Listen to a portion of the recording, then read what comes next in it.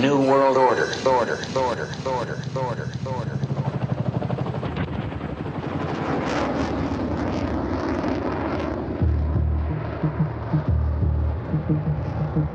Hello, friend. The Mystical American Patriots Society is transmitting to you from beneath 4 million cubic feet of solid granite, in the burning heart of the Yellowstone caldera. This is a variety program for normal sandwich-eating Americans with some concerns about living in a deranged, post-Christian technocracy. So, keep your third eye on the sky and your ear to the ground, as Sumo and Smokestack connect your main brain vein to a higher plane. Are you ready? Stand by.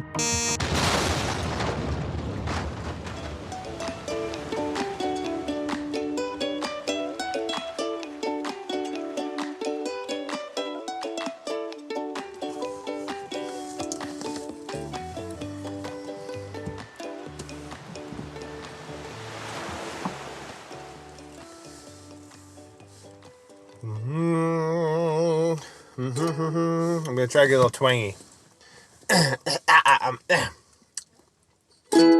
Monday to Friday, and 9 to 5. She has to leave him behind. The only guy she ever really loved, and she has to watch him cry. And the people say it'll be okay. He'll be well cared for,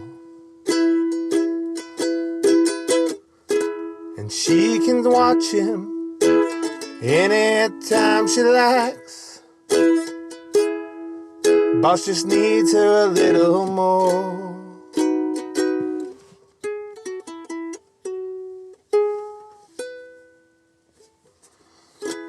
Well, so much that she's missed out on, so much she hasn't seen. Watching her baby through a screen. It isn't what she planned on, no, it isn't what she dreamed. Watching her baby through a screen. And when the workday ends and it's time to go and get him, she's already dead dog tired. She pushes through and tries to wear a smile for a cuddle and bedtime. And she knows it's not okay. She missed his first crawl, and she can watch him any time she likes. They say she has to do it all.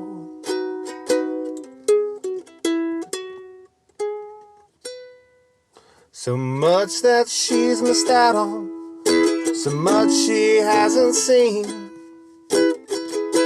Watching her baby through a screen.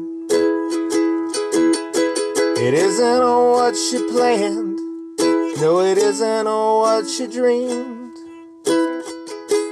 Watching her baby through a screen.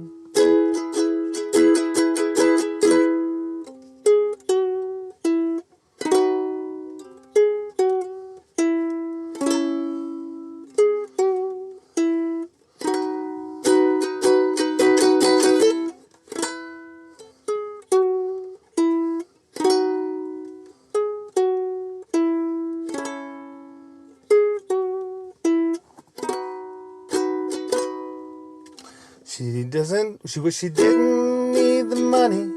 She hates the world for being mean. Watching her baby through a screen. Boo, boo. Boop, boop, boop. Good morning. That's a heartbreaker song, dude. I know it is. I had to wear my cowboy hat. You see it? Oh, that's slick. Yeah, you don't get a lot of ukulele in country, but maybe there should be more. I feel like you can bridge the gap. Yeah, I'm gonna be the ukulele cowboy or something. Right on. Did you find any Sobe? Yeah, look at that, man. I did. It came back. Yeah. All your appeals to the bottling company have paid off. I know. I just kept badgering them. Yeah, no. Baby Through a Screen was something I wrote after watching a lady at work watching her baby at daycare through a screen all day. And I thought, oh, that's horrible. And the city should be burned down as a result of that. But I didn't burn down the city. Instead, I just channeled it into a song that I haven't thought about in a while. And so had trouble remembering the words here and there. But it's okay. It's okay. I got the words down. There you go. I went on the wrong tangent once or twice, but it's all right. Good morning. See, I was going to play Cells. But they might be giants, but I couldn't figure out one of the bits. One of the chords there was like, I think it was a weird version of a B. Okay. But I couldn't quite, and it didn't sound right. So I thought, well, I'll play something else instead. You know, because they had cells, and I've been feeling very multicellular lately. Well, that's good. You ever feel that? You ever just like feel all like your cells? No. I usually feel like more of an amoeba. Really? No. No.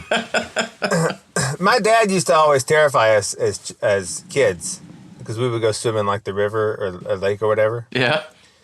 And he'd always talk about this one amoeba that's very unlikely to get, but it happens. Right. That if water goes up your nose, then it gets into your brain and eats your brain. I've heard of this. And he always said, "Don't let water up your nose." Dude, lake water is when nasty. when you're swimming and you're like trying to ski behind a boat or something, water always goes up your nose. Yeah. And so you're always like, "Oh no, then you blow the water out of your nose." Do you remember that? And you just wait and see if your brain gets eaten. Do you remember that pond we used to swim in back in college? You remember with the diving board? You remember that place? Did you ever go there? I don't think I ever went there because there was so much nudity. There wasn't any nudity when I was there. I'm pretty sure you were there. I'm pretty sure it was your skinny dipping place. Yeah, I was not a part of that. Okay, I may have the wrong idea of what you're saying. I was going to say, I got an inner ear infection from jumping off the diving board one time and my eardrum exploded. Yeah, see? I do remember you walking around with like stuff in your ear. Yeah, no, like I got a massive red ear. inner ear infection, and I didn't have any money to go to the doctor, so I had the girls that hung around tried weird home remedies on my ear, and it eventually blew out my eardrum all over my pillow. Yeah, I think I remember that. You woke up and it was like you had died on the pillow. Yeah, there was a lot of fluid came out of my head. Yeah. Yeah, I was gonna play Cells. You know, I don't know if you heard it. Life is made out of cells. No, I've never heard And this. cells make copies of themselves. And they make copies of themselves. And they make copies of themselves. And then, you know, it goes on. It's a good song. It's a catchy tune. From their kids' album, Here Comes the Science. I didn't know they had a kids album. That's great. Oh, yeah. They Might Be Giants. They did the smart thing and went into the niche writing for kids shows. Awesome. They do, they do kids albums. Like they have an album about numbers, like counting, which is pretty good. They have a song. The album is 10 songs, one for each of the 0 through 9. Cool.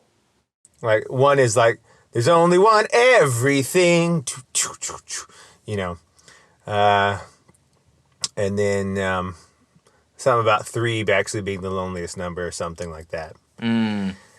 6 being an upside down 9, and so on. And then they have one called Here Comes the Science, which has cells on it, and also great songs like Why Does the Sun Shine, which they then they kept on the album in the second release, but added a second one called Why Does the Sun Really Shine? Because the first one was scientifically inaccurate, they found out later. Well, that's good. At least they weren't too married to their dogma. They couldn't update it. Yeah, it was like the sun is a mass of incandescent gas to a gigantic nuclear furnace, and they get to the next one and they're like, the sun's not made out of gas. It's a plasma. And, just like refuting what they just said. And I think the bridge of the line is, I wish someone had told us earlier, or something like that. It's pretty good. It's a pretty good album. And they do, like I said, they make their money in kids shows. Now, like they do, I don't know if your children have ever watched Mickey Mouse Clubhouse. Familiar with it, yeah. The hot dog song. I don't know that one. Hot diggity dog. Yeah. That one. Did they do that? Oh, no kidding. Yeah. That's them. And that alone has made them more money than any of their previous work. I believe it. By leaps and bounds. Mm-hmm. Because, kids shows are one of the few places you can still make money as a musician. People think, you have an album on Spotify, you must be making dough, but no. Mm-hmm. No. Do you know, Spotify pays you, I think, a third of a penny per song stream. Wow. And I believe that doesn't mean, somebody clicked your song and hit to hear the first 10 seconds. I think you have to listen for like a third or a half of it. Mm-hmm. So if your song gets played 10,000 times in a month, you get $33. Right? And if you get a million plays per month, you're getting close to 40,000 a year, but that has to be split between the whole band. Right. So being a musician is the worst way to make money. That's worse than podcasting. Yeah, I know. Music doesn't pay. Right. I mean, arts in general don't pay. It's sad but true these days. Prior to Napster, you could do it. Mm-hmm. But then everyone decided music should be free. Mm-hmm. And that was a big hubbub back at the time. You remember everyone was getting all mad at music companies for like not being upset that they would steal music? Yeah. Like they'd be like music companies are bad while they were stealing all the music, and they were angry that the music company was mad that they were being stolen from. Right. And they were like, I think probably my most controversial opinion is that pirating is wrong. Okay. Or that you shouldn't do it. I mean, a lot of people, especially in our genre, are pro-piracy. But anybody that's ever created something and tried to sell it appreciates the idea that piracy is wrong. Right. I'm more pro Somali piracy. Right. Than digital piracy. Because at least they look sort of cool. Yeah. At least the Somali pirates look sort of cool. Mm-hmm. Like, look at those guys, Did you ever see the South Park where Cartman goes to Somalia to teach them to be real pirates? No, that sounds great. And he gets them all wearing eye patches and stuff.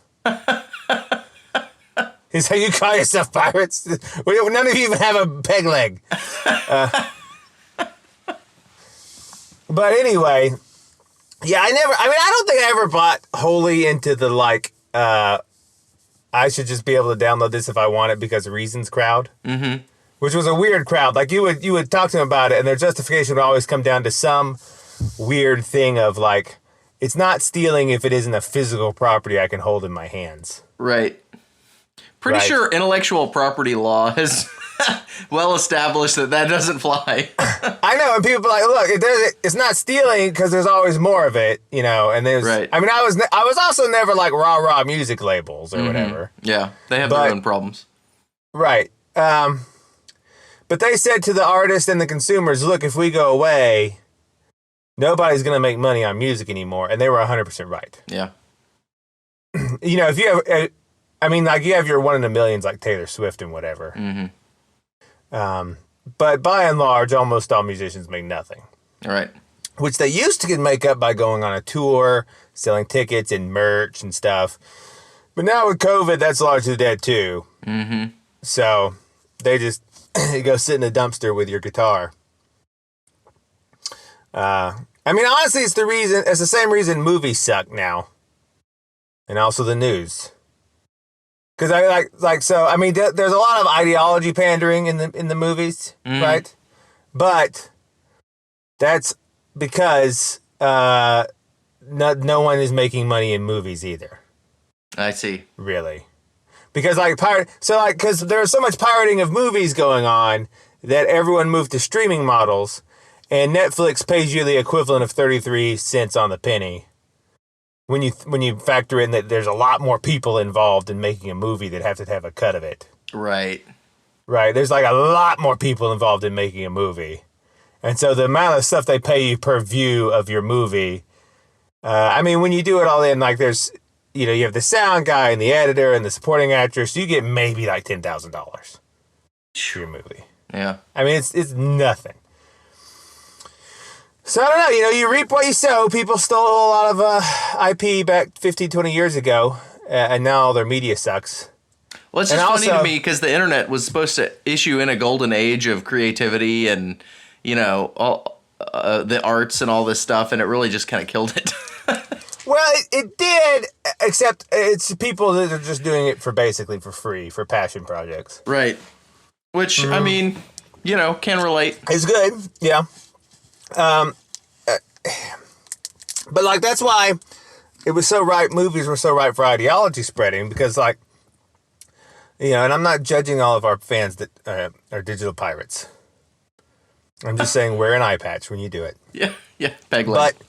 And get a parrot. But that's one of the primary reasons the media is so woke now, because there's some struggling production company and they make little mini docs or whatever. Mm-hmm.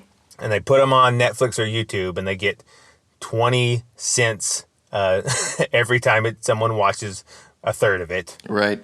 Which almost never happens, And some NGO, some Soros-funded NGO comes and says, look, I'll give you $40,000 if you make the hero's girlfriend a feminist. Yeah. And they get this email while staring at their plate of, like, Chef Boyardee ravioli. Mm-hmm. In their 8x10 studio apartment at 3 a.m, bathed in the soft glow of like Adobe Lightroom or whatever. And they're like, hell yeah, she don't need no man. And she types type, but they change the script up a little bit, just a few things here and there, like, oh, I didn't need your help. And then there you go, feminist agenda in the movie. Right. Because he was like, well, I can make her a feminist for $40,000, sure. Mm-hmm. It made everyone really easy to buy off, is what I'm saying. Yeah. It's the same reason for different things that the news industry is going through now. Like, why is fake news a big problem?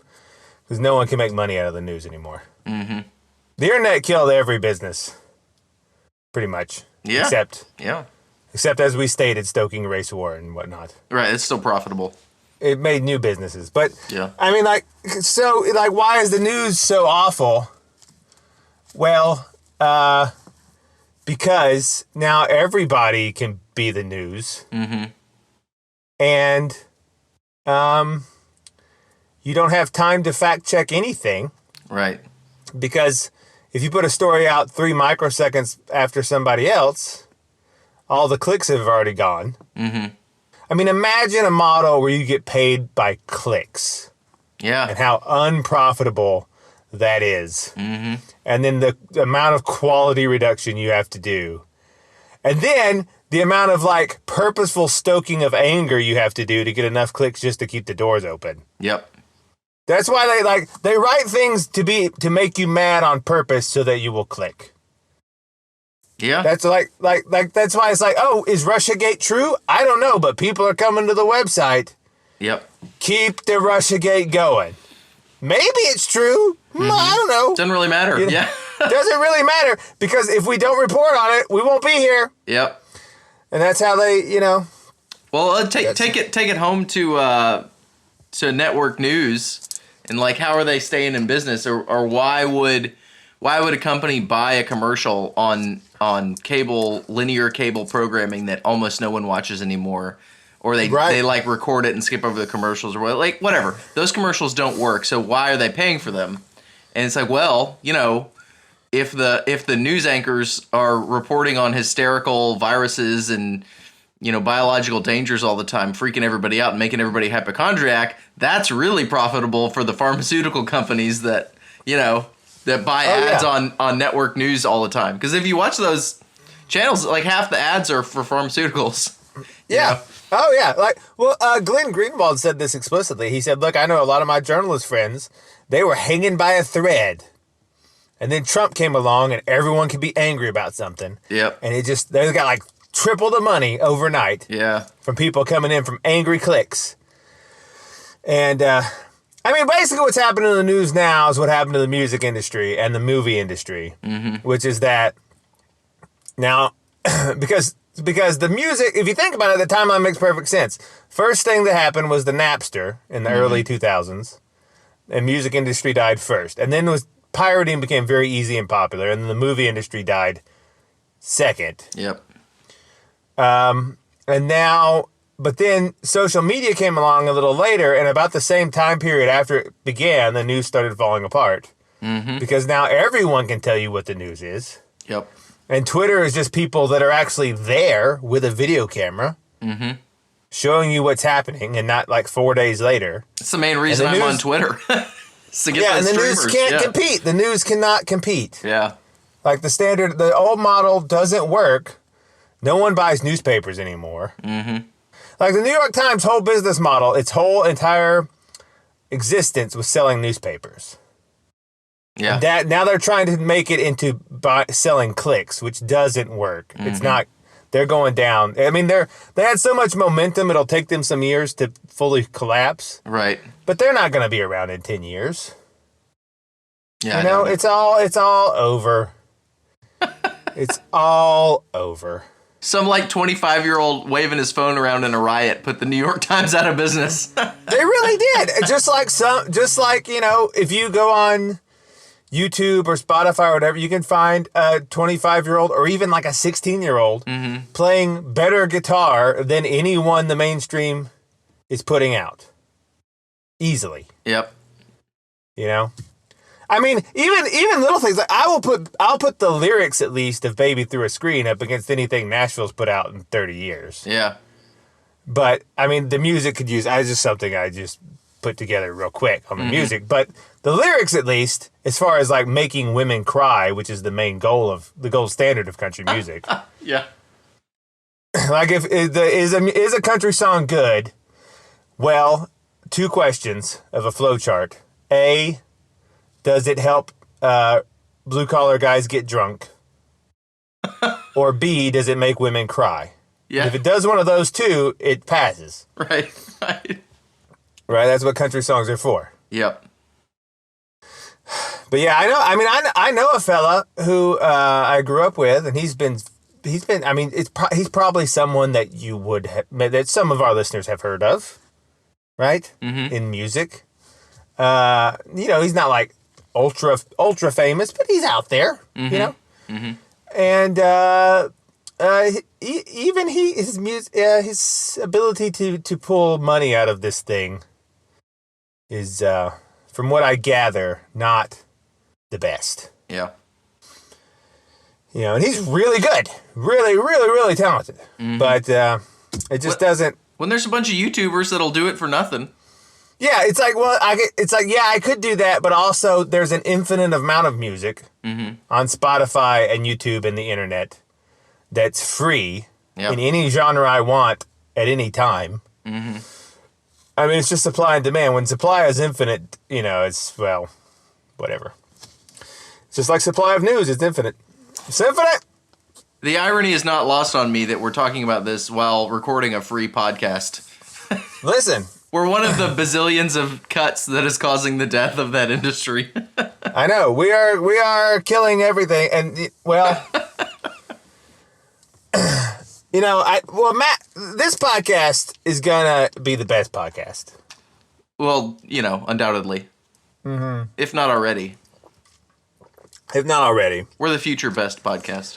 My long-term dream for the podcast is to one day, I will also, this podcast will continue, but I will also develop a smoking habit and be the primary host of Coast to Coast. Awesome. That's because my voice needs to be a little more gravelly. It does. To do that one. It's too smooth. But we'll have this, and this show will be wrapped under the Coast to Coast banner. Mm-hmm.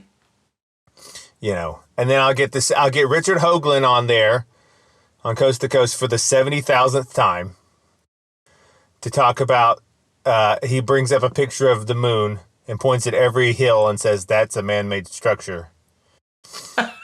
And then, and he's it's just crazy. It's like a picture of from the lunar rover or whatever, or the Mars rover, and he's just circled everything with PowerPoint. Like, look at that one and look at that one. You know? I'd appreciate if somebody would circle the lander or the buggy and tell me that's a man-made structure, but nobody can. Well, that's true. I mean, you think about it, though. I saw someone had a picture of like where one of the rovers flew over one of the places where a previous rover had landed. Mm-hmm. And they were like, look, it's an alien crash site, which is true. Oh, funny. Yeah. The human thing was an alien on Mars. True. And it had landed and it had crashed there. So, like, alien crash sites 100% exist. We're already doing it. Right. We are the aliens. Make your own alien crash site. Yep. Don't wait around. But yeah, I was feeling like super multicellular. I don't know. It's just like sometimes, you feel off kilter of the solar plane. Mm-hmm. Sometimes you just get hyper aware of being like a multicellular organism. I know. It's like the same thing. Sometimes you look in a mirror and you don't recognize yourself. Or is that just me? Pretty sure both of these are just you. I mean, sometimes there's just times you look in a mirror and you're like, you feel sort of outside your body. Mm-hmm. You ever do that? No. No. Well, I'm trying to describe a feeling that I hope our listeners will is it sympathize or empathize with? Empathize with. Where you're like looking in a mirror and you're like, oh, right. Oh, right. I get it. Right? I mean, is anyone else like, oh, yeah. You know what I mean? Have you returned to Monka? Monka? No, I'm just, no. You're interacting with mirrors in suspicious ways? Maybe. I mean, it's just like, oh, yeah. I see. I know that guy. Well, but see, then you can say, do I? That's the thing. That's the thing, right? Yeah. I'm sure someone out there understands. Send us a note, mapsoc.org. Tell us about your experience with mirrors. I mean, when you think about it, it's probably best not to think about it. I was about to say when you think about it, but it's probably best not to think about it. But, well, I mean, have you ever, like, taken a strong microscope to your own blood? No. It's pretty cool, and I recommend it. Okay. That's the thing about this show, about maps, is we always recommend you try everything at home. Some shows are like, don't try this at home. And we're like, no, try everything at home. Do all of it do at home. Because white blood cells are pretty big as far as cells go. And you can see them with a nice consumer microscope, like for under $300. I have one. I'm going to try this. Yeah, you can look at it's like, look, two things I recommend everybody getting is one, every home should have a telescope and a microscope. Mm-hmm. Because you can now, and they're great. And they give you perspectives on a world that people 100 years ago could like barely imagine. Just weeks ago, I was sitting outside and I could see the rings of Saturn and the moons of Jupiter from the backyard. That's pretty cool. Mm-hmm. And they're cheap. Like, you can get both of these for less than $500. You get a microscope that like connects to your computer and displays it out on the screen, and like you can change the color and all this stuff. Yeah. It's great. But anyway, if you keep it cool, blood cells can live outside your body for some weeks. Right? Ooh. Yeah. So first of all, if you do that, like right off the bat, you're like in a bit of an existential quandary, because you take some of your blood out of your body and come back and it's still alive without you and just doing its own thing. Like your blood cells are like doop-a-doo, is rocking, looking around for oxygen, and they don't care or know that you're not there. That's a weird thought. It's a weird thought, right? And it's like, So there's a piece of you still living without you and doesn't care about you, which is weird, and it's still just doing its thing. Is it alive or is it a machine? It's alive, and you can see it when you watch. This is crazy, because you can see, if you're lucky, in your microscope, your own white blood cells will try, even though they're not in your blood cells, and often succeed, to chase down bacteria and things in the petri dish. Oh, weird. And it's remarkable. You can see videos of this happening online, which isn't your cells, but it's more intense if it's your cells. Yeah. Right? And each of these little cells are operating like they're their own tiny little animal. Like every little white blood cell is a microscopic lion on the African savanna of their petri dish, just on the prowl for something to eat. And they chase it down. The bacteria moves, and the white blood cell is right behind it. And how it knows it's there, I haven't figured out. I don't know if anyone knows, because they don't have eyes. Right. It must be chemical signatures or something, and it's tracing it. Mm-hmm. And they get right up to it, and they just engulf it. And then they digest it. So they chase down their afternoon meal, catch it, consume it, and digest it. And later just excrete it out into the petri dish. And all the cells in your body are doing this all the time. All the cells in your body, each of them, all of the trillions of cells are like little animals just doing their own thing. They're seeking food, eating it, reproducing, making offspring, and so on. And they're all just their own little animal, and it's do they even know they're a part of a bigger thing? You know? Because you can take them out, and they'll still go. That's how, skin grafts work. You can remove it. That's how you can transplant things. It's how cloning operates. You can just, here, you guys, just go over there. Keep doing your thing if you keep the conditions right. And it gets a little, some of the cells are obviously more mobile than others. Your muscles fibers just sort of sit in one place. And they definitely cooperate with each other. But nonetheless, So watching it, you're do they know they're part of a larger organism? And then you say, well, if that's true, am I myself part of some larger organism I don't recognize? You know what I mean? Then then it gets weird. Yeah. Because you're is it a coincidence that a map of all the known galaxy clusters looks very, very, very similar to the neuron map of a human brain? Mm-hmm. Is that, it's almost identical. It's are we inside of are we in a real physical way, in the mind of God? Yeah. Is this, he's I don't know, maybe. But it's if these cells are doing their own thing, and it's well, and then I'm doing my thing, but then maybe I'm part of, it's just, this is what the Gaia people think too. Right. The people that think the Earth is a superorganism. Mm-hmm. Which it makes some sense, because the Earth does heal itself. Sure. Yeah. It has healing properties. Doesn't reproduce that we know of yet. Mm-hmm. Although, think about it, maybe we are the sperm of the Earth. Huh? What? Well, we get on a rocket ship, which looks often penis-shaped, and we fire off into other planets, and maybe in the long term we fire off onto Mars, and then we start living there. And then we emit greenhouse gases and terraform it into an Earth-like planet. Mm-hmm. And then there you go. On a long enough time scale, the Earth does reproduce. Be a bit weird. But maybe that's how it works. Mm. I don't know.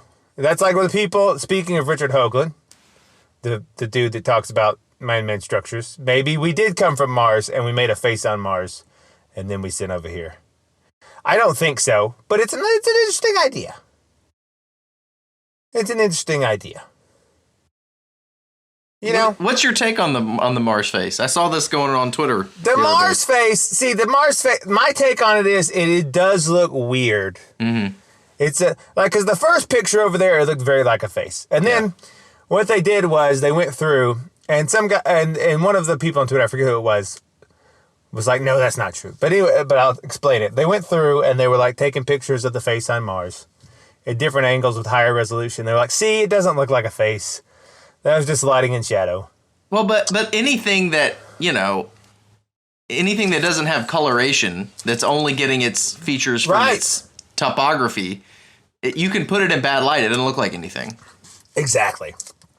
And also, if it was made 2 million years ago and has suffered an asteroid impact that destroyed the planet, then it would look pretty rough. Yeah.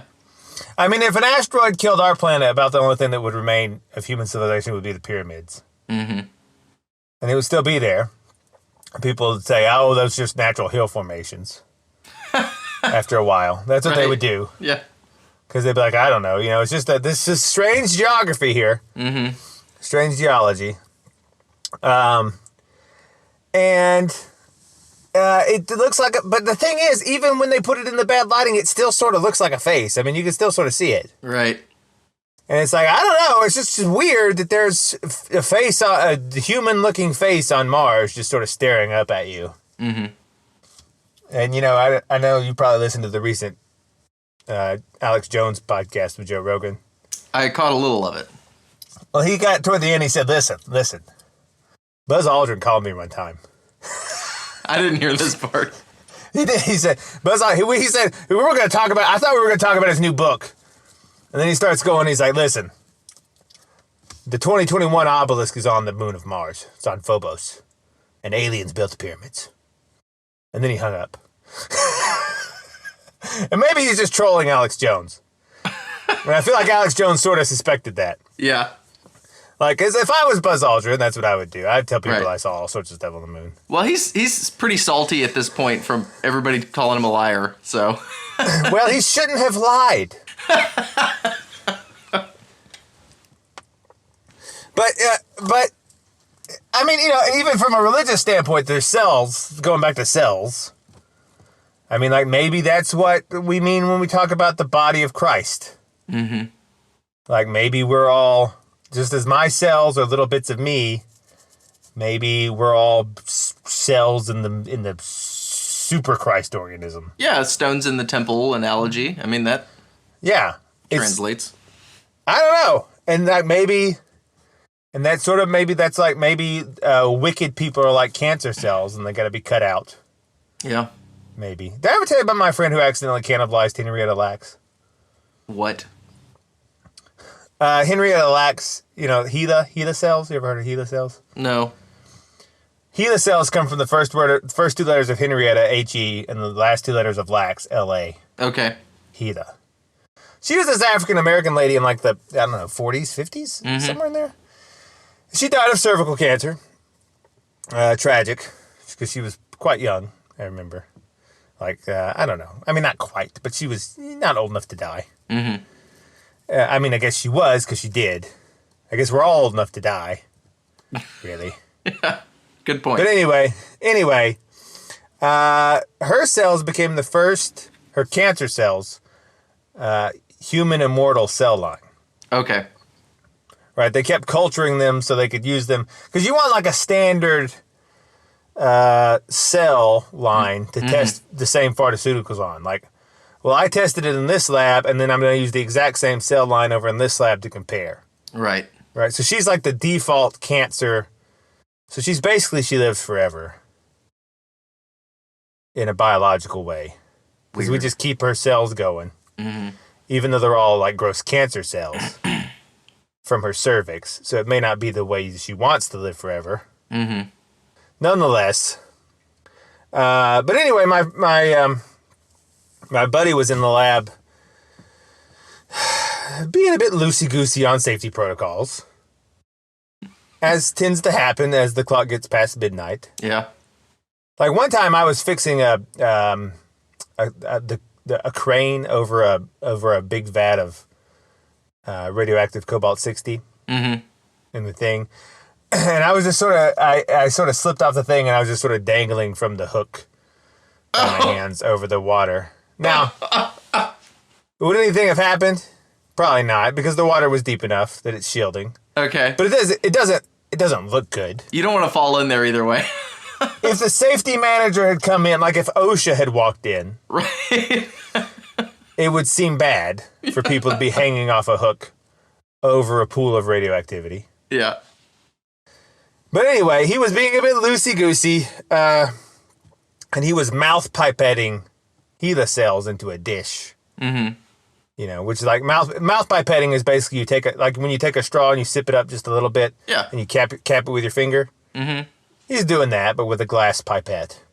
Right. Because it was faster. And this Chinese fella in the lab made some joke about how it looked like he was snorting cocaine or something. Oh, no. My friend laughed and just sort of swallowed Henrietta light down his throat. Oh, no. And he was grossed out. I mean, he was coughing and spitting, you know. Anyway, it made the Chinese guy's joke even funnier. Yeah.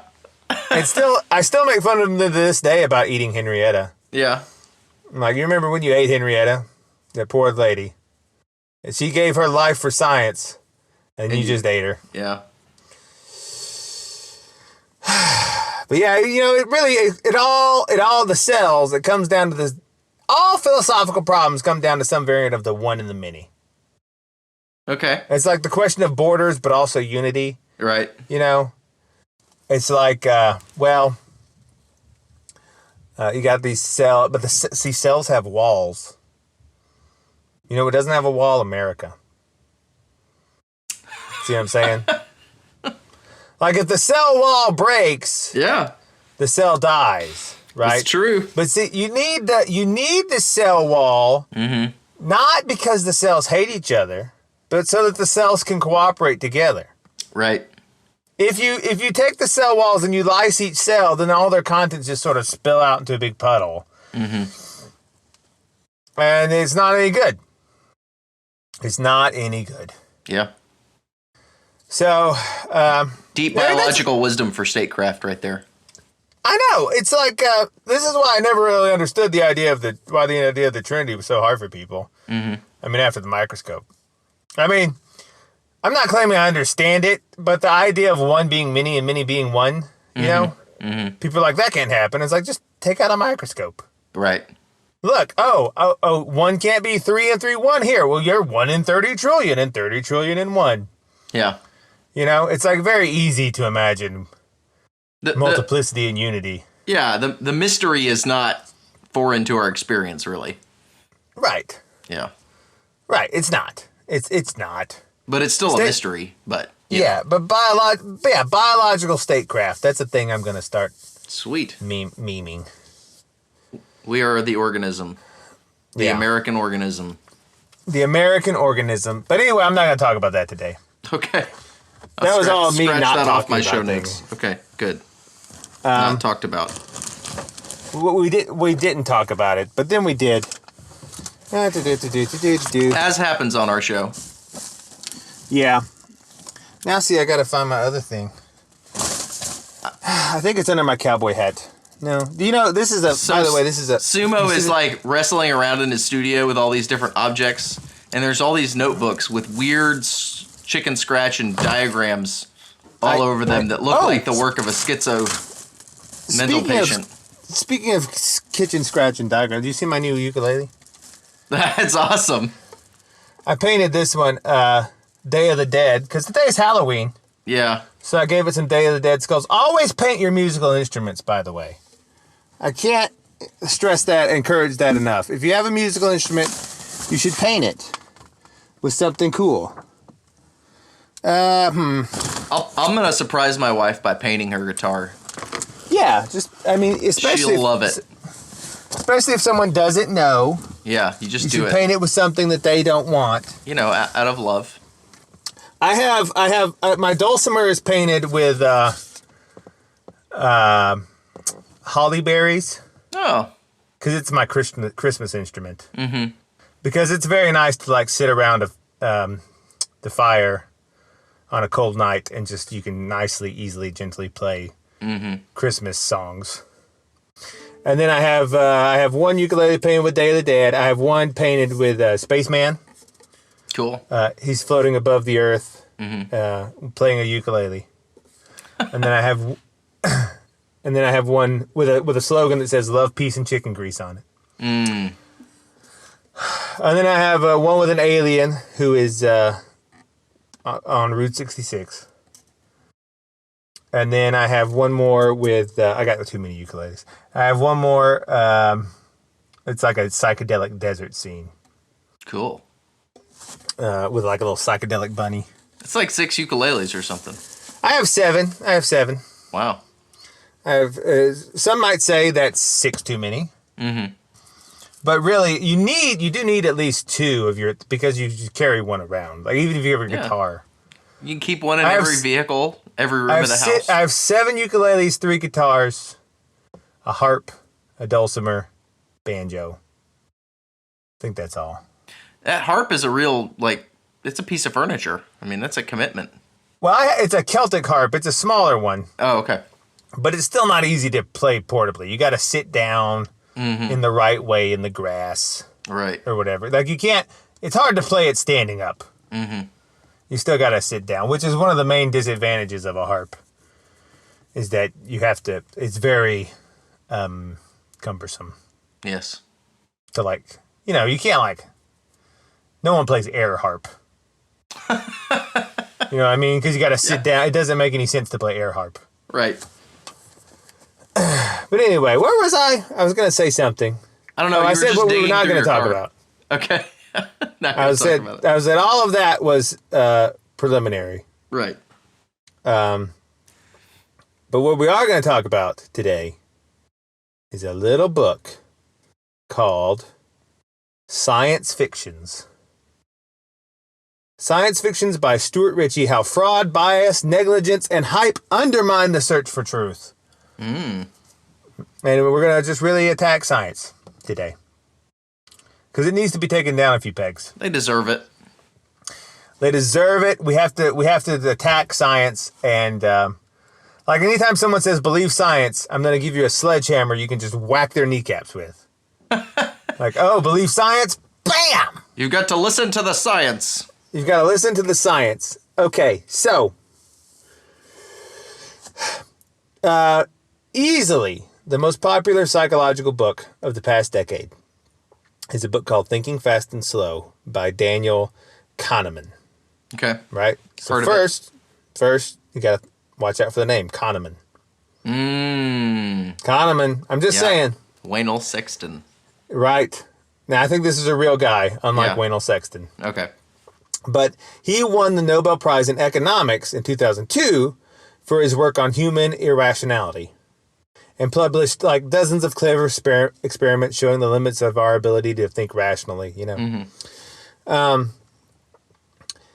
And among the many topics he covered in this book was something that psychologists call priming. Okay, so priming is basically, it works in a very narrow context. So if you, let's say you're doing a word search, like in a word jumble, and you find like spoon, and then you find the word fork. After you find 2 or 3, you clue into the theme, and you're like, oh, this is cutlery related. And then you find other cutlery words faster than you would have otherwise. Okay. Like it's priming. And that works in some other limited context. Like once you figure out sort of the gist of a thing and your mind has been primed, you do the task faster. Fair enough. Okay. But what Kahneman described was more surprising. He covered social psychology research that implied that priming certain concepts, usually unconsciously, could dramatically alter our behavior. One example is known as the Macbeth effect, published in Science, which is a really big journal, in 2006, right?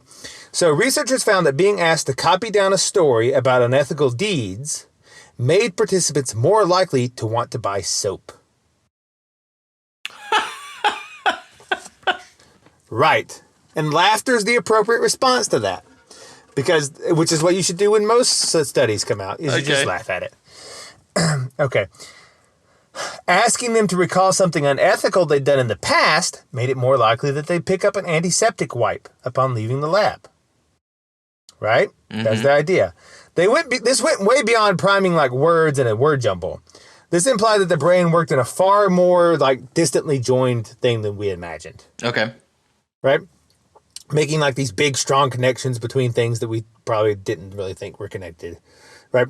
And the authors even said, like, they guessed that this was part of why hand washing is part of so many religious rituals, because you would think about the bad things you've done and you'd want to wash your hands. Right. Because you associated moral dirt with physical dirt. Yeah. Okay. He also reviewed a research on money priming in another paper from Science in 2006. How great is it, though, if you're the journal that just has science? Yeah, they kind of your name be like, we're Science. Yeah. None of these are as prestigious as our journal, Spam. Right. Right. None of them. We're seeking grants, and we still have a call for papers. Yeah, papers. The call for papers is still open. The grants that we're offering are only like encouragement grants, though. It's not actual money. I mean, I could send you a small modicum of Bitcoins. Okay, maybe. Encouragement plus small amounts of Bitcoin grants. I mean, not a lot. I'm talking about some Satoshi, just some very small. Right. But anyway, having them, so this money thing, in this study, they found that subtly reminding people about money, for instance, very subtly, having them sit at a desk where there happened to be a computer showing a screensaver of floating banknotes, right, made them feel and behave as if they were more self-sufficient, and made them less caring of others. Being exposed to money priming, the author said, made participants prefer to play alone, work alone, and put more physical distance between themselves and a new acquaintance. Indeed, when asked to arrange the room seating for a face-to-face conversation with a stranger, the money prime participants, compared to those who'd been seen a blank screen, set their chairs 30 centimeters farther apart. So even though I suspect you're about to blow this study out of the water, that does sound like something that you would believe. Exactly. It sort of fits into your preconceived notions. Like, if you... But it also... Like, it makes you think that may be how a CEO would act. Like someone that actually has money. Right. You know? Because then they'd be like, I'm going to be aloof and distant. But... I mean, just seeing like a dollar sign on a computer screen, and now you put the chair. I mean, that's pretty dramatic. Like, there's a dollar sign on the screen, the TV screen, and therefore, I statistically have a chance to move your chair 30 centimeters away from me. Like, that's a big effect. If that happens, then a lot of what we do is controlled by things that aren't in our control. Right. Right. Okay, so he concluded that these kinds of priming studies, quote, threaten our self-image as conscious and autonomous authors of our judgments and our choices, end quote. He also left any little room for doubt about these studies. He said, quote, disbelief is not an option. These results are not made up, nor are they statistical flukes. You have no choice but to accept the major conclusions of these studies as true. More important, you must accept that they are true about you. That just sounds like the big head in Zardoz.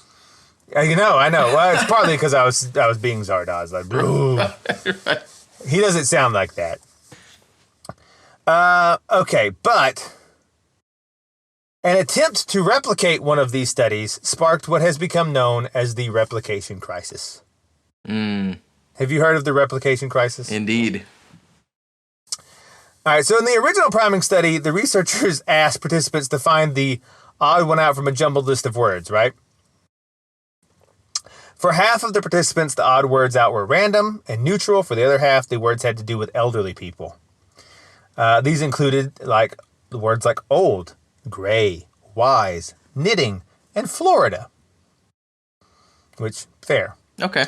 And then they said that to demonstrate the mental connection between concepts and actions, they said that the participants who had been primed with the elderly related words in their word jumble walked more slowly out of the office and a little more crooked than those in the control group. That's not measurable. Well, they said they timed when they got up from their chair after they were done to when they hit the office exit. And they were slower to exit, and they were a little more stooped. Okay, but did they decide that that's what they were going to measure before they started the study, or did they pick that afterward? Yeah. No, they decided. Okay. So this was published in 1996 and has been cited over 5,000 times by other researchers and become a staple in psychology textbooks. In 2012, though, an independent group tried running the exact same experiment again with a bigger sample size and better technology, and they found no difference whatsoever. Yeah. Cited 5,000 times, and it took it 16 years for anyone to try again to see, like, oh, is that real? And it wasn't. They used better technology. Like, the first group was using a stopwatch, and they actually had it, like, timed by a computer, like an infrared camera, like when they would go through. And and they found no difference in walking speed, nor in their crookedness of their back or whatever. So that was the first thing that started the whole priming craze, and it's complete nonsense. It's not true in any way, right? So then, this sort of like spooked psychologists, and they said, well, that was a big study that we based a lot of stuff on. Let's try some other studies. And so they other labs tried to replicate the Macbeth effect and the money priming effect, also with larger samples, and these efforts also failed. Right? So Kahneman, who's like, you must accept these studies. It's like, they're nonsense. This Nobel Prize guy, it's like, all of the stuff you're basing it off of is nothing. But here's the crazy part. A lot of it is still taught in schools. Yeah. Even though it's been proven you can't replicate the results. Well, that book, Thinking Fast and Slow, is a very popular book. It's a very popular book, and many of its main themes have been totally discredited. Yeah. But it will still, that doesn't stop people from believing it and passing it around and ignoring the fact that it has been just demolished. Like, all of your studies are nonsense, right? And there were all of these priming studies just sort of fell apart. They tried to replicate them over and over again. Like another study claimed that when written moral dilemmas were printed with a surrounding checkerboard pattern, participants made more polarized judgments because, apparently, the concept of black and white made judgments more clear. Which, when you think about it, that's sort of something people go like, oh, okay. But then failed to replicate in 2018. Right. And then, so Kahneman at least admitted his mistake later on. He said, the experimental evidence for the ideas I presented in that chapter were significantly weaker than I believed when I wrote. He commented 6 years after Thinking Fast and Slow. This was simply an error. I knew all I needed to know to moderate my enthusiasm, but did not think it through. So he says in there, I knew everything I needed to know to not be as forceful about this. Interesting. But nonetheless, I still did it. The damage has been done. Millions of people around the world have been informed by a Nobel laureate that they have no choice in their actions, and if they see a money sign, they're going to push people away. Wow. But none of it's real. It was all nonsense, right? But here's the great part. Priming is by far not the only psychological effect to have been given an audience to millions. Okay, so the largest TED Talk in the world at the moment, that's ever the most views, was by Harvard psychologist Amy Cuddy in 2012. And she had a TED Talk about power posing, which is like, you go, girl. You go. See, the theme is, here's the theme. Things that fit with what we want to believe become popular, right? Even if they're nonsense. And so she's like, look here, girlfriends. Science shows that if you put your hands on your hips and you stand tall and you stand with your legs apart, in various expansive postures, that this is going to give you a hormonal and psychological boost in stressful situations, like when you're asking for more money or in a business discussion. And everyone in America who is all timid, and because we have a generation of people that are brave enough to go into a big mob and burn houses down, but not brave enough to ask their boss for a raise. They wanted to learn how to be more assertive, right? Right. And so this just caught on. It was like, you know, it was great. And Amy Cuddy based this on a 2010 study that found that compared to those who were asked to sit with arms folded or slouched, people that power posed not only felt more confident, but had higher risk tolerance in a betting game and had increased levels of testosterone, right? And they felt powerful and they had decreased stress hormone cortisol, you know? Mm-hmm. I'm sorry, she was the second most viewed TED Talk ever, but she had 73.5 million views. Woo. And later, she had a 2015 book called Presence. Presence. You go, girl. Strong. She presented, quote, enthralling science that could, quote, liberate us from fear in high-pressure moments. Isn't that great? That sounds awesome. The solution to all your problems is just to stand with your legs apart like Wonder Woman. I'm going to do that everywhere now. If you just stand like Wonder Woman, you will be a business magnate. Just, Now, this was pretty popular. In fact, it provoked a fair degree of justified mockery from the UK's Conservative Party, who seemed to take the message to heart. And shortly after this TED Talk, coincidentally had a spate of photos appearing with their politicians all in very wide-leg stances. Boris Johnson's up there like, yeah, power posing, you know, like This is great. Now we're going to win the election because we're power posing and my testosterone's going up, right? But in the same year her book came out, 2015, another team of scientists tried to replicate power posing, and they found while power posers did report feeling more powerful, the study, quote, failed to confirm an effect on power posing on testosterone, cortisol, and financial risk. So basically it just made you feel a little better. Yeah. You're like, yeah, power pose. But it was nothing. The critical spotlight activated in the Replication Crisis has also been aimed at older pieces of research, okay? Have you heard of the Stanford prison experiment? Yes. So this is a guy, a psychologist named Philip Zimbardo.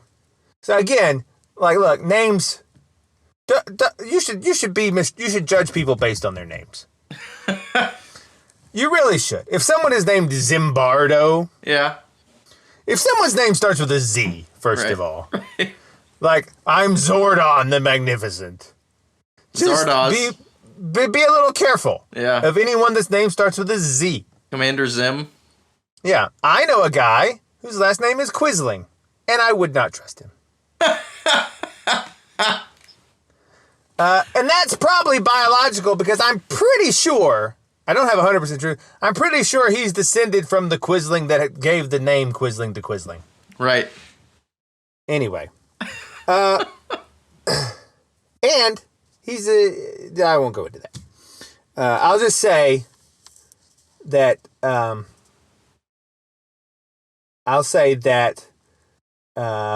Blue Cross Blue Shield at one time invented a specific denial code for things involving him. That's all I'll say. Okay.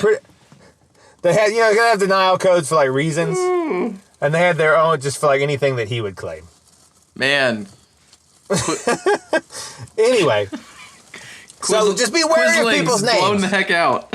Just be wary of people's names, okay, right? Okay. Zimbardo. Right.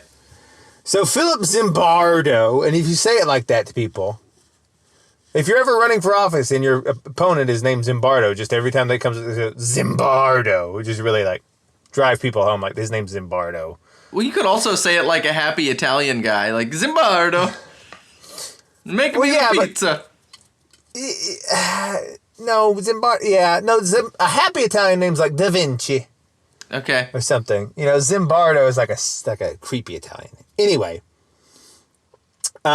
So in 1971, he split a group of young men into guards and prisoners and had them stay for a week in a simulated prison in the basement of Stanford University, which is a great experiment. Mm-hmm. Not for anything that you might learn from it. Just, it's fun to make up fake prisons and put people in torture camps. Yeah. Like if I was a professor of psychology, I would have a fake prison in the basement of my building every month. You know, so according to Zimbardo, the guards, quote unquote, began to punish the prisoners, quote, abusing them so sadistically that Zimbardo had to end the experiment early. This was compared with Milgram's experiments in the 1960s. Have you heard of this one? Mm-hmm. Where he found that he had studies on obedience, and he found that people were willing to administer intense electric shocks to hapless people if authority figures told them to. So, like, the shock wasn't real. They had an actor. Right. And they couldn't see them.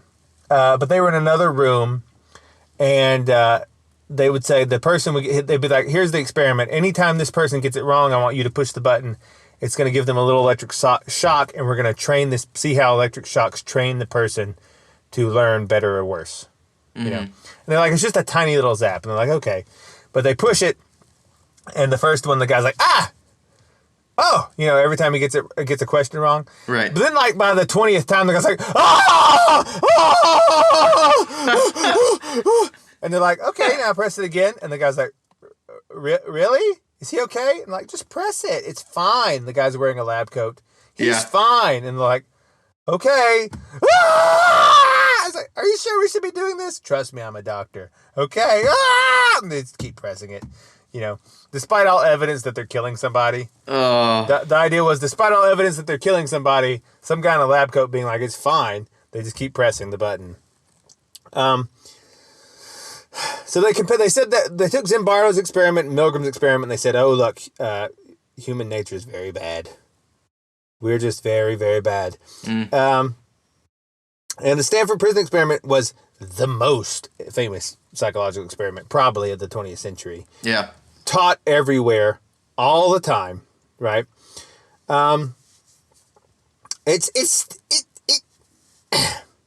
It's still taught in some places. It's the crazy thing. Yeah. It's still taught, right?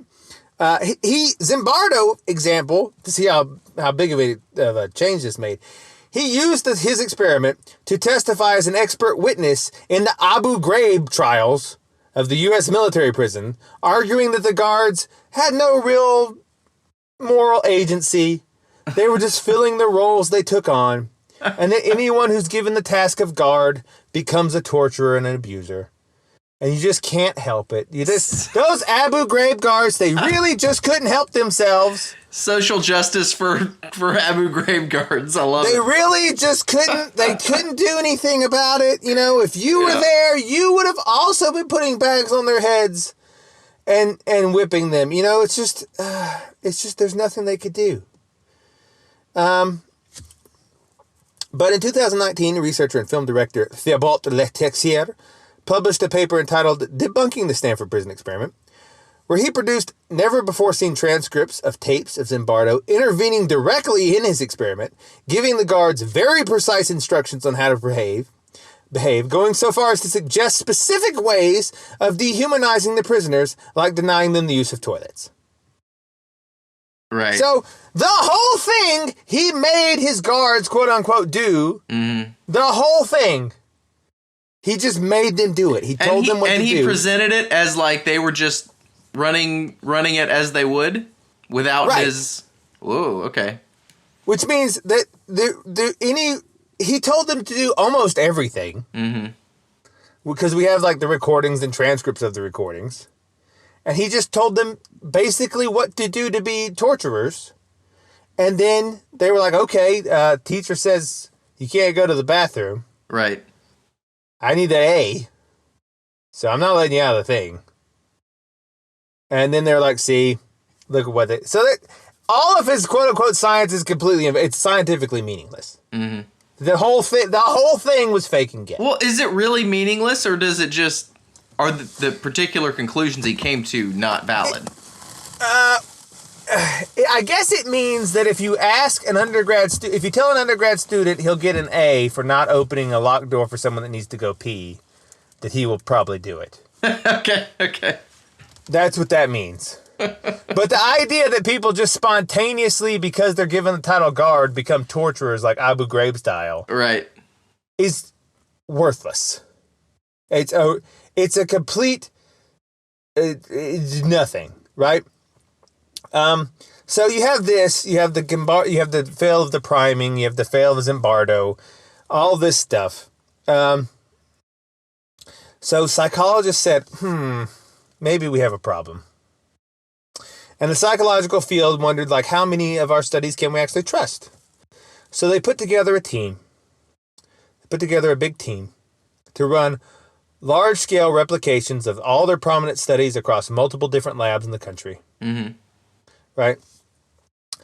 These is a high profile of these involved. It was a large consortium of scientists who chose 100 studies from the top 3 psychological journals and tried to replicate them.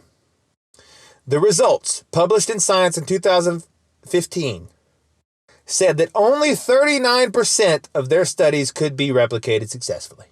Brutal.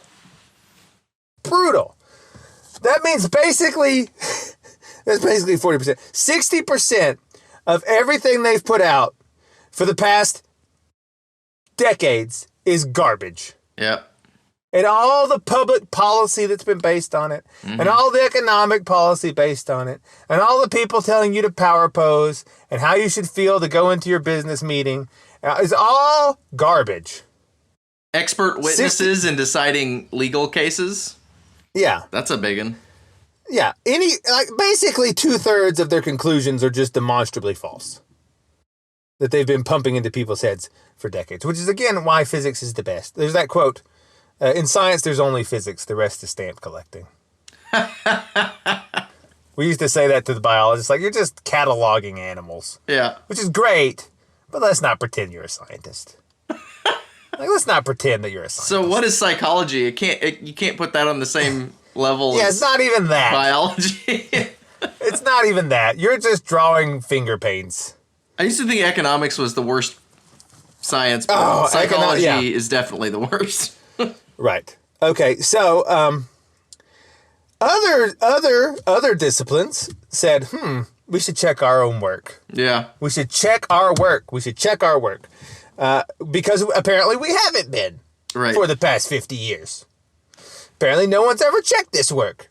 So another effort in 2018 tried to replicate 21 social science papers published in the world's top 2 journals, Nature and Science. I know a guy that published in Nature before. This time, and this makes me, I sort of had tangential help, but not help enough to get on the paper. I give you credit. But this makes me wonder if it was any good, because this time their replication rate was 62%, which is better. Yeah. But that's still like 1/3 is garbage in the social sciences. Further collaborations looked at a variety of different kinds of psychological phenomena, found replications rates of 77% or 54%, or in some cases 38%. Almost all of the replications, even were successful, found that the original studies had exaggerated the size of their effect. So even the ones that are successful, almost all of the successful ones found that the original studies had exaggerated the size of their effect. So overall, writes the author of this book, the replication crisis, with a snap of its fingers, seems to have wiped out about half of the psychological research off the map. Wow. Just, gone. I wonder, has anybody run a number on the likelihood of a non-replicable study to be cited versus the likelihood of a replicable study to be cited? I wonder if the fake ones are more salacious and therefore more interesting and likely to be cited than the valid ones. I can tell you, well, these were, they specifically, I always say that wrong. Specifically. I always want to go specifically. Yeah. I become Sylvester the cat when I try to pronounce that word. They chose on purpose, like, the most high profile of their own studies. So this is like their best work. Right. This is like their best work, and it's not very good. So psychology has been sort of like really banged up around it. Like they still pretend like they're real scientists. Mm-hmm.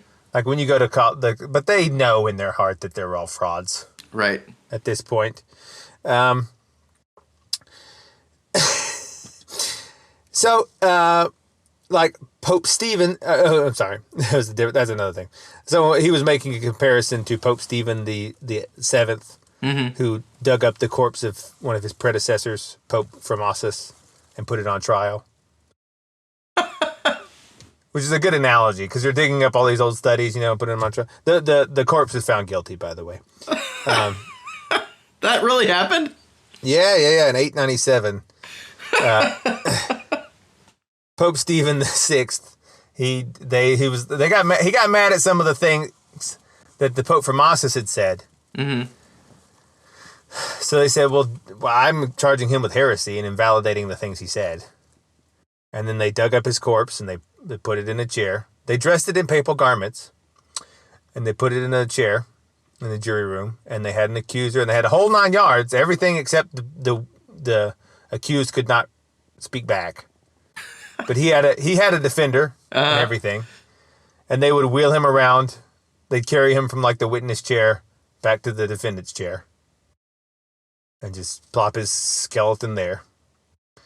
And they had a big thing. There's a great painting of it. It just shows the current pope sitting there looking down from his chair, and then like a defender, like in a black monk's robe, just sort of like pointing angrily at this dead corpse. He's like, "Where are you?" And they're like, "Guilty." Right? That's great. We need more passion like that. We really do. Like that's like Old Testament stuff. Like just dig up his corpse and let's try his corpse. Yeah. People don't have that passion anymore. They weren't allowed to touch corpses in the Old Testament, man. They wouldn't have done that. That's true. One of the reasons Christianity is better than Judaism. Yeah. You can fondle bones. Wait, what? No. Yeah. But now here's the thing. Maybe these studies aren't bad. This would be explained by our earlier show about morphic resonance and morphic fields. Okay. Maybe, because if the idea is that nature follows habits and that new things aren't habituated yet, it would make sense that things you do for the first time don't necessarily replicate. Mm-hmm. I'm just saying. Right? Okay, but here's the problem. Well, hang on. Could you go the other way with it and say the more times I try to have an effect on the population using these techniques over time, the more likely it is to start working more often? Yeah, could be. Could be. What's weird. That's weird. It's like having your blood cells run around eating bacteria in a petri dish. Yeah. Mm-hmm. But here's the big problem. Psychology was found to not be alone in its replicability crisis. Right? No other disciplines have as yet investigated their replication rates as strongly as the psychologist, but there are pretty big signs that the same problem is in many fields. Mm-hmm. A 2016 replication survey in economics of 18 microeconomic studies had a replication rate of only 61%. That's not very good. They have no one's done as big of a check of their own work as psychology to give them credit. Yeah. Yet, but the small scale checks have not been promising. In neuroscience, which is like a real thing, psychology is not. Unlike economics, yeah. A study in 2018 found that standard studies in functional brain imaging, where the brain's activity is recording using an MRI while the person is completing some kind of task, were only, quote, modestly replicable. Further, the world of functional brain imaging was also rocked by a paper which said that the software package they'd all been using had bugs in it that made all their data statistically likely to be wrong, and they'd had all false positives. Mm-hmm. So like the past 10 years of fMRI studies are all suspect because the main software they used to diagnose things was buggy. And they only found it later. In evolutionary biology and ecology, a series of classic findings repeated in textbooks and taught to generations of students have fallen to replication attempts. For instance, the famous Domestication Syndrome, where Russian foxes that were selected for tameness started to take on the physical characteristics of a domesticated species, like floppy ears and wider faces, turns out to have been mostly an exaggeration. None of it just doesn't happen. They tried it again, doesn't happen. Oh, so man. The evolutionary biology thing where they're like, oh yeah, if you domesticate foxes, they get floppy ears and big faces like a dog. No, they don't. They didn't. Not real. Whoa, that was a big one, man. I know it doesn't. No one tried it again because it takes a long time to breed generations of foxes. But someone was like, I'll try it again, and no, they still look like foxes. Mm-hmm. They still look the same. Much of what we know about sexual selection in birds has been shut down, right? So, despite the line that's been forever, which is I don't know if you've heard of this, but putting a red band on male finches' legs was supposed to make them really attractive to female finches. Okay. Ooh, he's got a red band. Mm-hmm. Because I think the male finches have a red band anyway, and so they would make their red band brighter and more thicker. Okay. And the female bird would be like, ooh, look at that red band. Mm-hmm. Doesn't work. It didn't, despite that being a main textbook thing. They tried it again, doesn't happen. Male sparrows with larger patches of black plumage on their throats don't mainly be the dominant of the flock. And the evidence that female blue tits are more attracted to a particular plumage colors on males is at best inconclusive. Mm. All of these sexual selection studies that were hallmarks, they did it again. It's no, sorry. Sorry. In marine biology, a massive replication attempt this year in 2020 found that the effects of ocean acidification, one of the most touted consequences of climate change, on fish behavior was non-existent. It just goes on and on.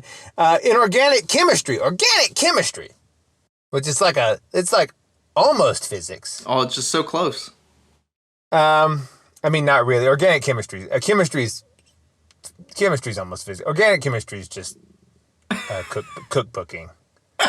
The reason people have trouble in organic chemistry is it's not science; it's just memorization. Okay. They don't know why. They don't know why anything works. Mm-hmm. They just say we know.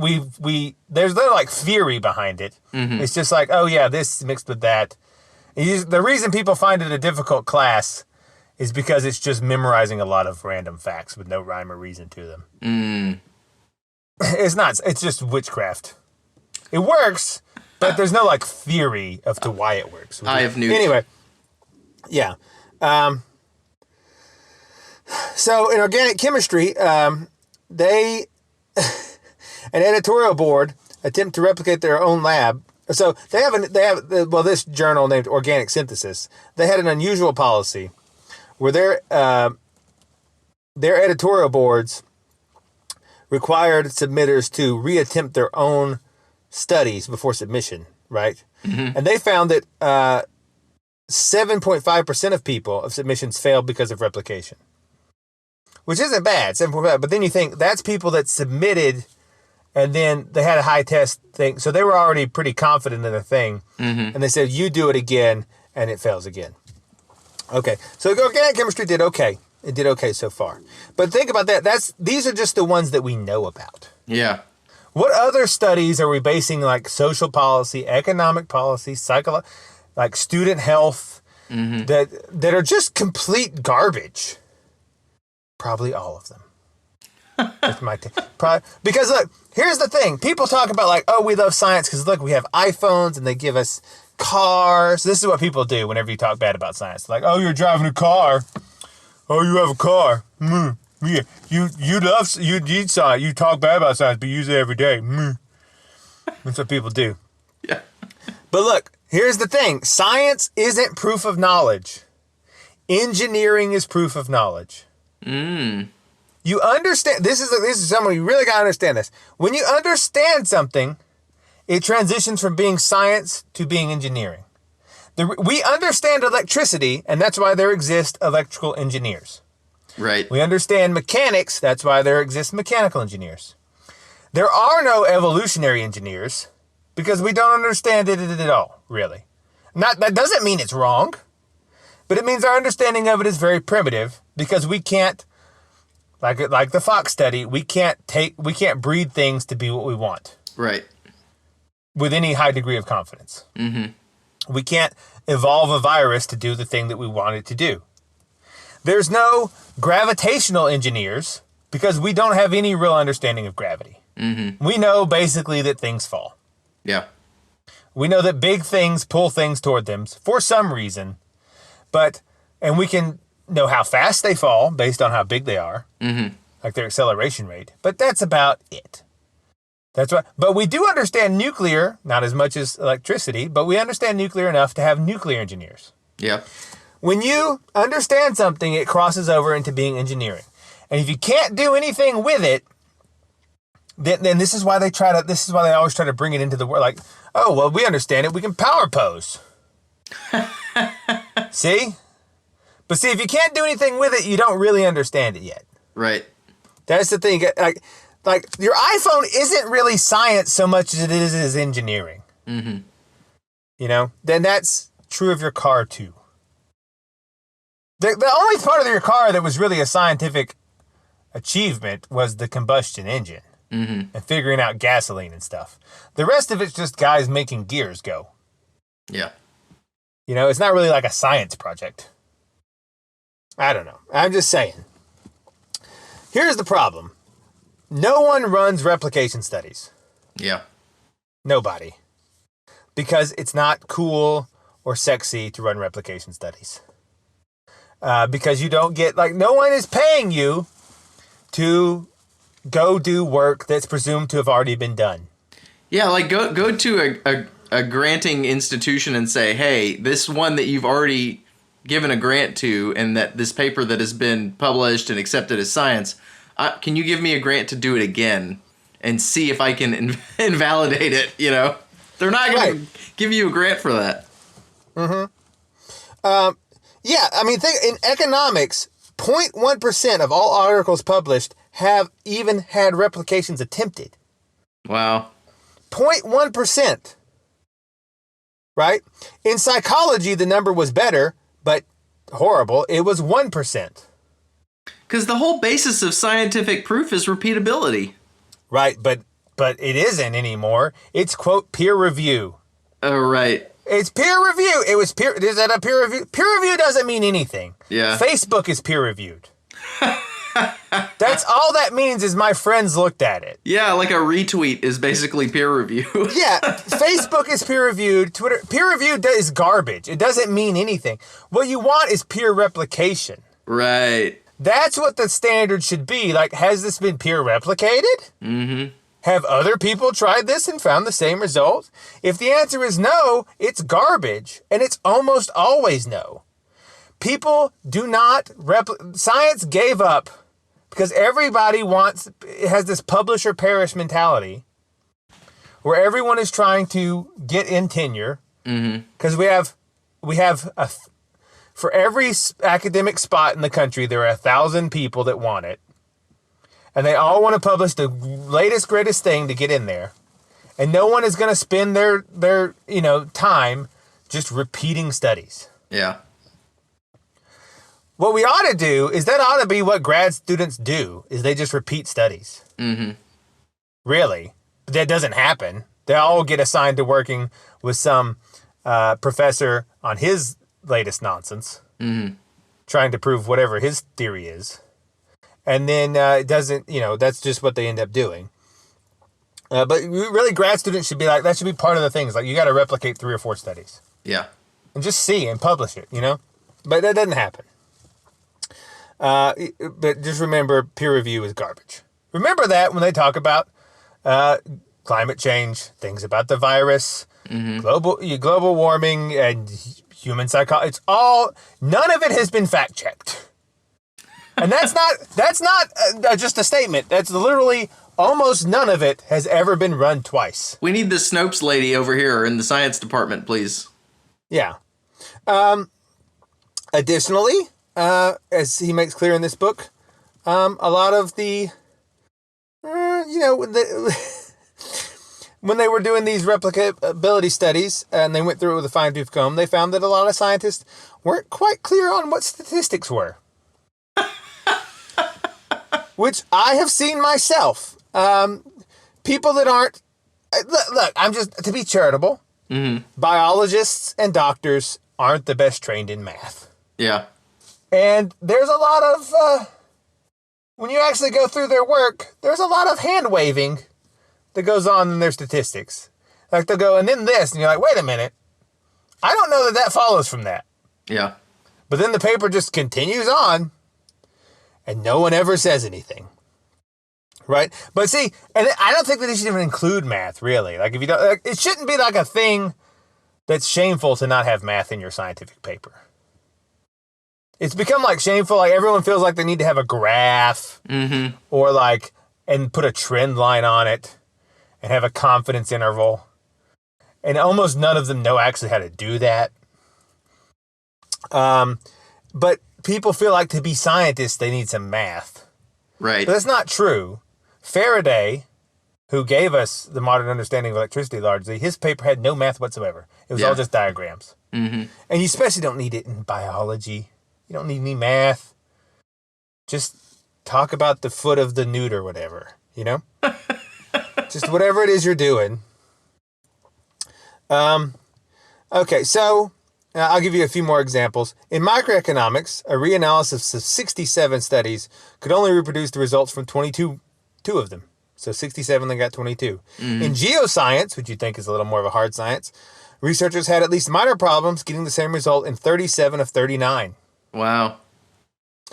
Machine learning and computer science, so this is AI stuff. Machine learning researchers analyzed a set of papers about recommendation algorithms. So this is like when Amazon tells you what you should like based on what you liked before. They could only reproduce 7 out of 18 in computer science. Right? So, I mean, it's not. They're not even really doing the scientific method anymore because they're not trying to replicate anything. Right. The scientific method has been largely abandoned. It's not being done. Same is true in biotechnology. Let me get to, I'll just tell you, I highlighted a bunch of more stuff here, but it's just more of same in all fields. Right? In like almost every field, including physics, I must say, sadly. Like, for instance, there's no evidence whatsoever that dark matter's real. Doesn't stop anybody from keep harping that drum. As I keep saying to people. Yeah. Man, thank you for bringing that up. There's look, people talk about dark matter. Dark matter, here's how dark matter came about. We think we understand gravity, which we don't because there's no gravity engineers, right? If there were, we'd have UFOs. But we don't. If we could build a UFO that would just float in the air, then we'd understand gravity. Right. But we don't. The aliens do, we don't. Is that they think they understand gravity, and they look out at the universe and the galaxies, and they see them spin, and they say, well, for them to spin this way, at this speed, they should have X amount of gravity, X amount of mass, to produce X amount of gravity. But we only see Y amount of mass. We don't see X amount of mass. Therefore, the difference between X and Y must be invisible. And is somewhere there. And that not invisible in like a airy-fairy way, just like not illuminated by stars. There's a bunch of just junk floating around the universe that's not illuminated.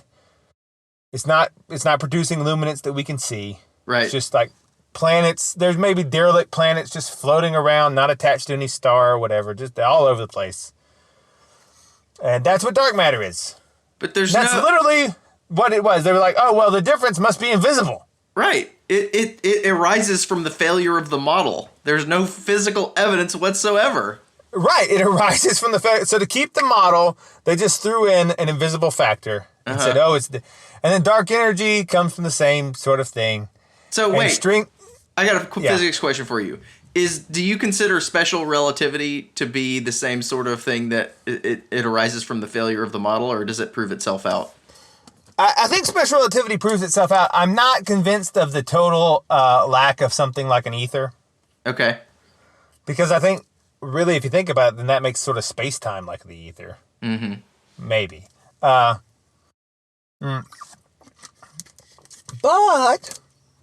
there's also string theory is garbage. String theory is eloquent, because string theory basically is that all particles are the same thing if you were to drill down far enough, just vibrating at different levels. So like a proton is the same thing as a neutron, just it's like a same like string, quote unquote. It's not really a string, but it's just vibrating at a different frequency. So a proton is vibrating at one frequency and a neutron is vibrating at another frequency, just like two different notes. Like the same string can make two different notes. Yep. That's why it's called string theory, by the way, like musical strings. Just by making the vibratory frequency different. Right. And so that was like poetically appealing, but there's no evidence whatsoever. And all of the very complicated things of math to try and make it work are nice, but they're really just there's no experiments being done. It's just pretend. You know, like I had a professor and he would attend these talks, and people would get up there with their computer models about string theory. And at the end of the talk, he'd say, "What have you experimented with? What have you tested?" And they'd say, "Well, we ran these computer models." He said, "Oh, so you just did it on a computer?" And they'd be like, "Yeah." And he'd be like, "Oh, so it's not science." And they'd look down. He was this old salty guy from New Orleans who spoke. He's like, "Oh, so it's not." I'll try to replicate his voice. And he was old. Yeah. "Did you do the experiments on anything?" "We ran a computer model." "Oh, so this is just pretend."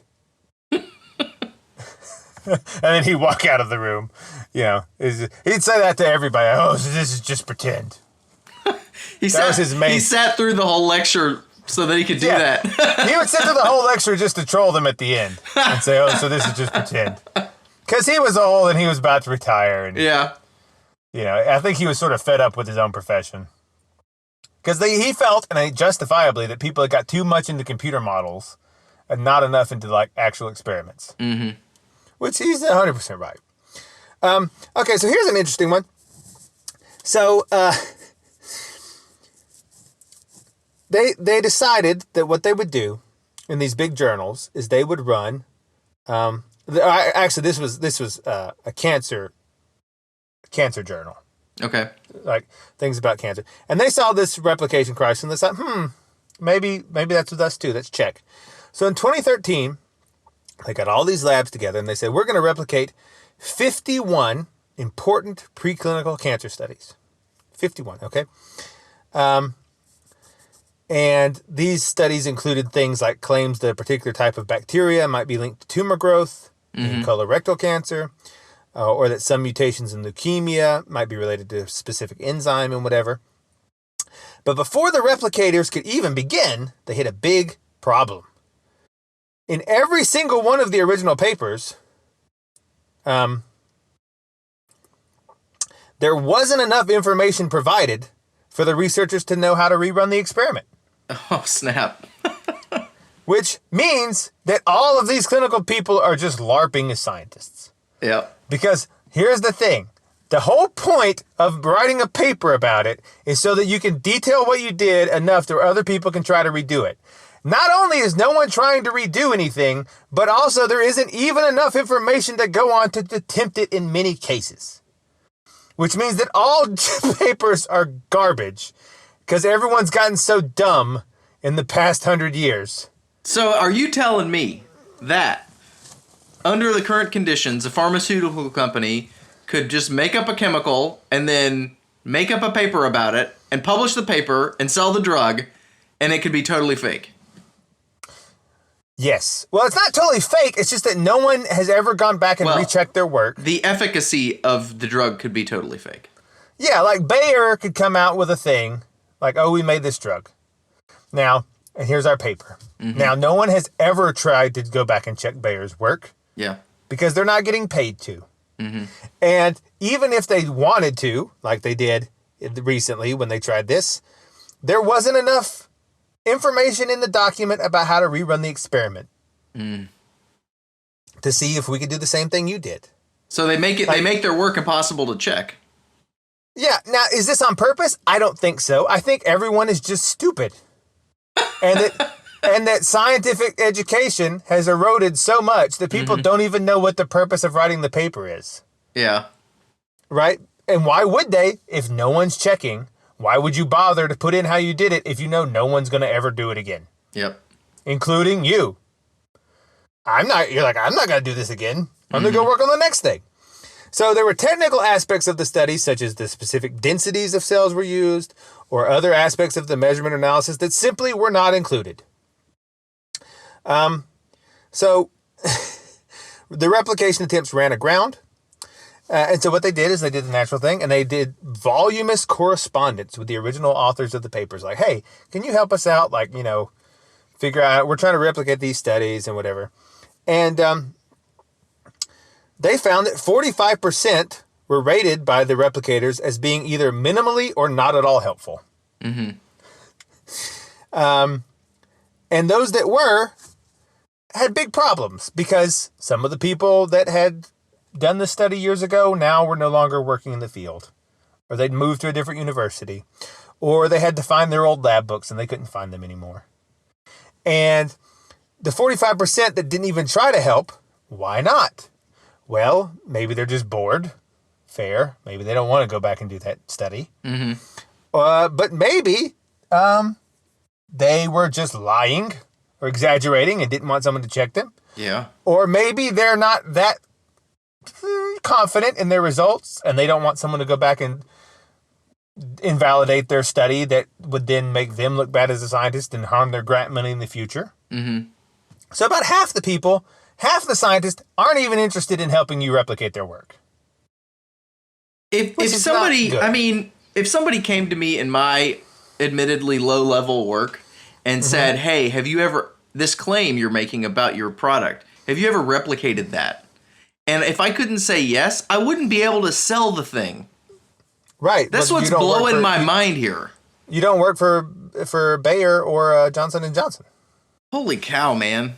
Because so a more comprehensive study they did later, like, well, this is a problem. They took 268 biomedical papers, including clinical trials, and found all but one of the 268 failed to report their full protocol that would be necessary to replicate the study.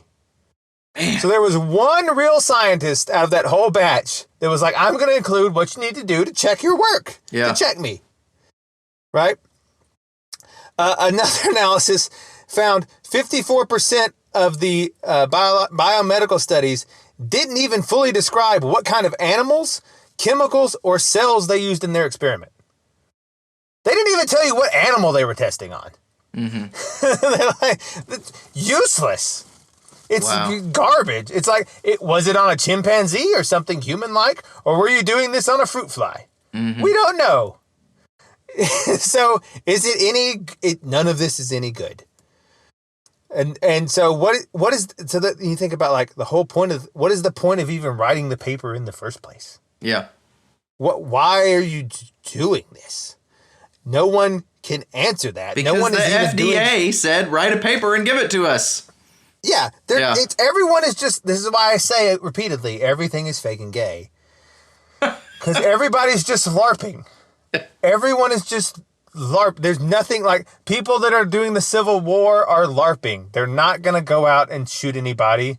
Yeah. If violence were to happen, they just run away, which is the smarter move in most cases. Yep. Is just to leave the city.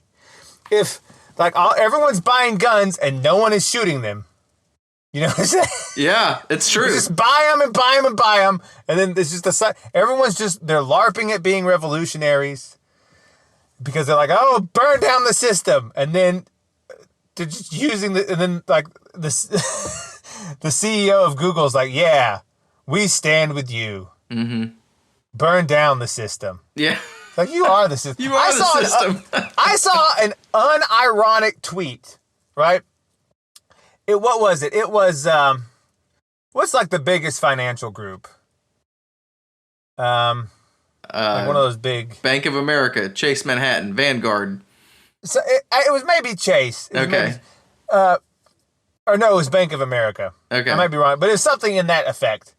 And they tweeted a Black Lives Matter logo. Uh-huh. And someone was like, "Welcome to the resistance, Bank of America." As though... Imagine the lack of self-awareness. Yeah. Like, Bank of America is against the system. Right? That would be a thing. Yeah. That's not a thing. Oh, the man. Civil War people are LARPing as white nationalists. They're LARPing as revolutionaries. They're LARPing as like they're going to be a civil war. They're LARPing really about the danger of a virus. They're LARPing about... Everything is just pretend. No one is serious because most people lack the skills to do any of it. Yeah. Like, they just... Even, like, music is largely a LARP today. Most of it is just computers and drums. Like, and that's it. Mm-hmm. They don't know anything about how to play an instrument. Mm-hmm. Or melody. Or, honestly, lyrics. Yeah. Which is why they've largely just forgone those things. And they said, well, we don't need melodies and lyrics.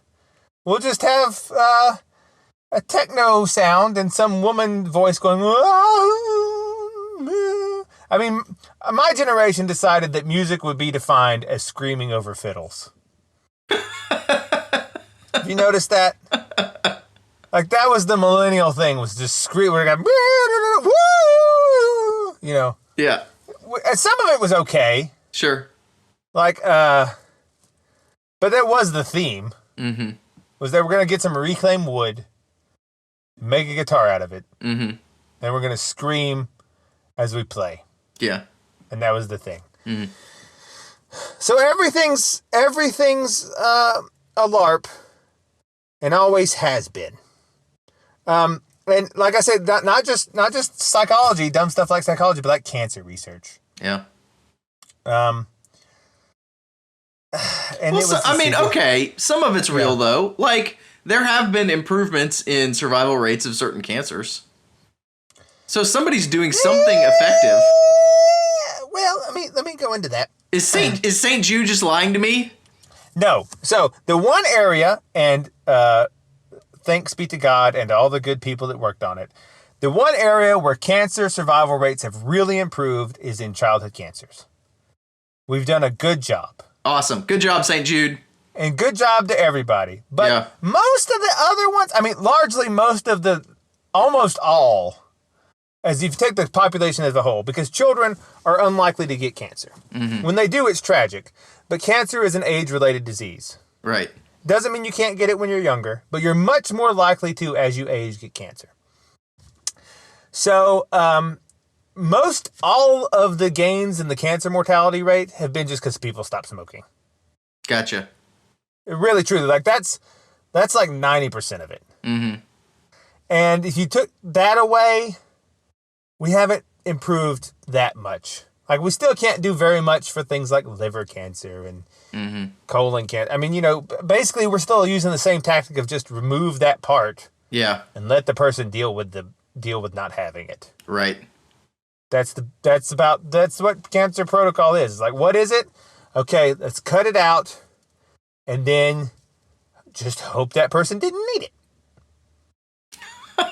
That's basically how. I'm not knocking him. Yeah. Cancer's a very difficult thing. Yeah. But our technique of what to do is basically the same that it's been for the past 100 years. Right.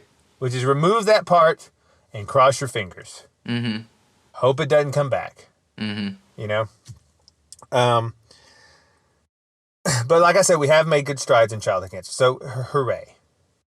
Because children are better at overcoming it too. Yeah.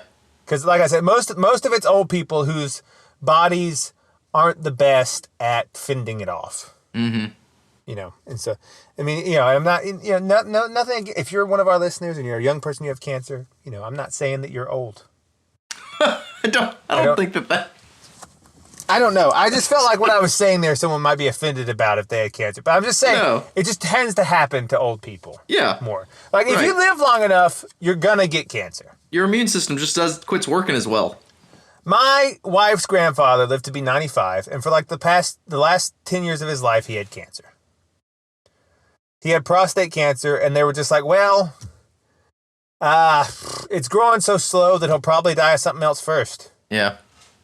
And that's honestly how we judge survival rates too, by the way. Mm-hmm. It's like, did something else kill you before cancer did? Success. Really it is. Because like they have a 5-year survival rate and a 10-year survival rate, Right, yeah. It's like, well, did he die of something else before cancer? Right. Okay, then we won. We beat the cancer. Well, it's, if your immune system is crippled for some reason, you might get cancer, but if it's not that aggressive, then your crippled immune system will allow you to contract something else that will kill you faster. And that's I feel like that's really what's going on when you're talking about survival rates of cancer and all that stuff. It's like how crippled is your immune system? Yeah. And then how aggressive is the cancer that you got? So yeah. So let me give you another example. So common treatments, not just in cancer, but in medical in general. Common treatments, it turns out, are often based on low quality research. No. Instead of being solidly grounded on evidence, as you would help, medical wisdom is instead regularly contradicted by new studies. Now, does this mean the new studies are any good? No. Because they haven't been replicated either. It just means that what you think we should do has changed for almost no reason. This phenomenon occurs so frequently that medical scientists Vinay Prasad and Adam Sifu have named it, quote, medical reversal. Some examples. They performed a review of over 3,000 papers in the 3 top medical journals and found that no fewer than 396 studies that had overturned the consensus on medical practice. So, like, what we thought we were doing for ages was fine, and then we just decided, because of one study, that no, that wasn't good anymore. Let's do something else. And then, was that study any good? I don't know. Maybe. Someone should try it again. Oh, wait, no one did. Oh, let's try it. Okay, well, we can't because it doesn't say how to do it. And that's where we are. This is why I'm into herbalism and why I think Hildegard van Bingen has probably as valid opinion as my family doctor. I need some dragon blood to cure me of my dropsy. Or whatever. I don't even know what dropsy is. I just think it's a funny disease-sounding name. I bought that book, by the way. It's great. It's great. So here's some examples. In childbirth, previous studies had indicated that having a planned cesarean section was the safest option for babies when a mother was giving birth to twins. And as a result, this became the standard practice in North America. But a large randomized trial in 2013 showed it made no difference whatsoever. So for decades, they've said, well, like, look, if you're having twins, the safest route for mother and baby was cesarean section. And they showed, no, doesn't. Imagine all the unnecessary cesarean sections. Yeah. Just for no reason. Well, that's a big deal now, because now they're trying to stop doing C-sections so much. Yeah. Let me tell you, you look at a graph of compare the economic situation of women that give birth, of poor women giving birth in poor hospitals or hospitals for poor people, and those giving birth to middle class or wealthy women. And there's a lot more C-sections that go on when people have money to pay for them. Yeah. That's all I'm saying. Yep. Like, is it really necessary? So that showed there was no difference whatsoever. And I think there's one pregnant lady that listens to our show. Don't be too freaked out. You're probably going to be fine. Yes, the doctors don't know what they're doing. And yes, your nurses are retarded and operating on vague data that cannot be replicated. Right. But women have been giving birth you're going to be fine. You're literally a baby-making machine designed by God. You're going to be fine. Don't get upset at the fact that all of your doctors are operating on nonsense. It's okay. It's going to be fine. It's going to be fine. Allergies. Peanut allergies can be deadly. right? And if a parent has one, their children are at higher risk for developing one too. For many years, the guidelines for at-risk babies based on previous research were to avoid giving them peanuts until they were at least 3 years old, and for breastfeeding mothers to avoid peanuts as well. It turns out this advice was exactly backwards. Oh, no.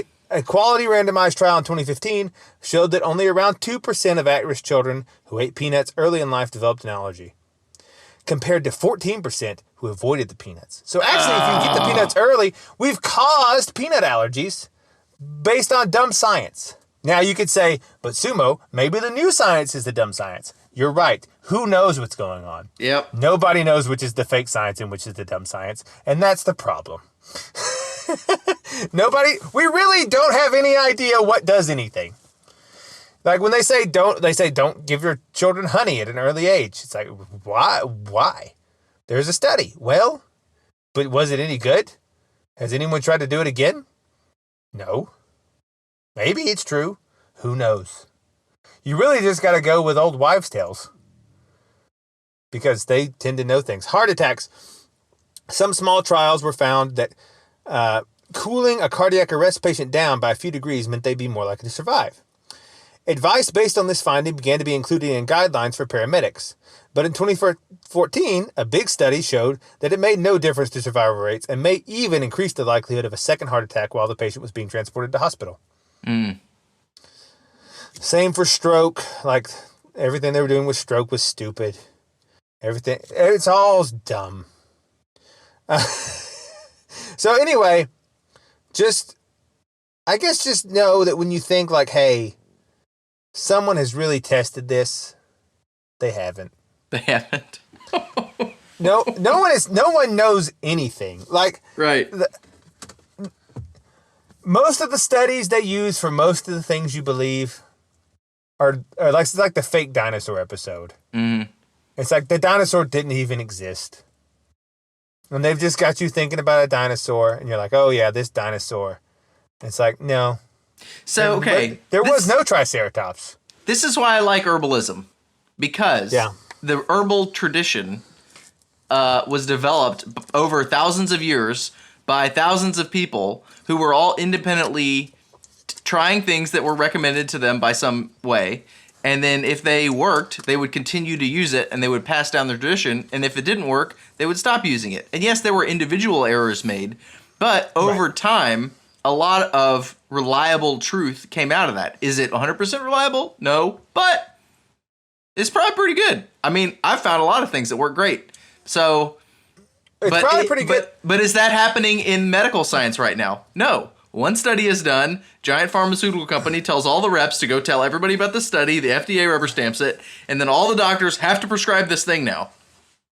I mean, if you want to get really in the weeds, erectile dysfunction was just made up by the pharmaceutical companies that sell Viagra.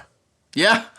I mean, no, 100%. Yeah. They came up with that diagnosis. It's like nobody really has this problem. I mean, guys do, I guess, but it's just like, it's one of those things. It's really what it is like as you get older, you just have erections less easily. Yeah. But that's just supposed to happen. Right. Like as one person I knew, he said, look, you're not supposed to key up grandpa like he's 22. That no one wants that.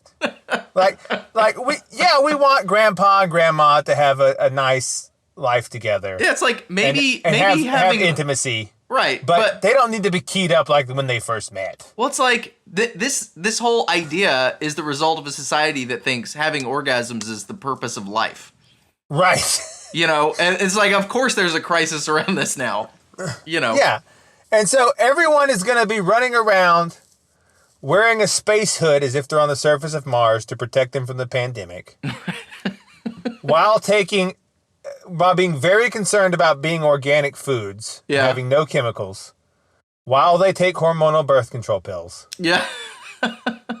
And then they're gonna take pills for erections. Mm-hmm. While they're wearing latex gloves to keep from touching any surfaces. And standing 6 feet apart from each other. While the earth melts because they're breathing carbon. which is supposed to go into the plants, but apparently doesn't. It just goes, it just makes us turn into Venus. And you sit there and you go, I effing love science.